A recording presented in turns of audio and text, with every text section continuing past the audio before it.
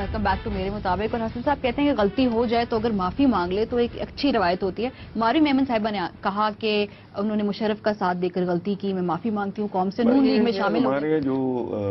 हमारा जो पॉलिटिशियन है वो इस मामले में ढीठ है। हरकत करेंगे, झक मारेंगे, फिर कहेंगे माफी, कल कोई और हरकत करेंगे, फिर माफी।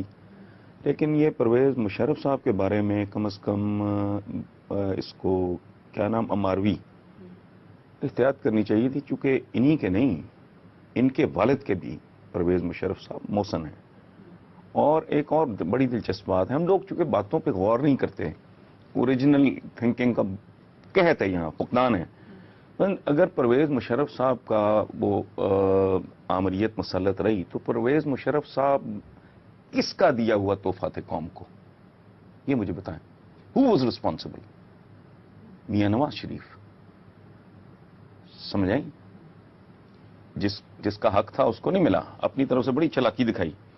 यही हमारे सियासतदानों का, भुट्टो साहब का यही ख्याल था कि ये बैकग्राउंड इसका इस तरह का है, मसीतड़ा सा है, ये मौलवी सा है, आजिज सा है, मार्शल रेस से किसी से इसका ताल्लुक नहीं है, ज़िया-उल-हक का, यतीम यहू सा लगता है, तो इसको ले आओ। उसने लटका दिया उसको।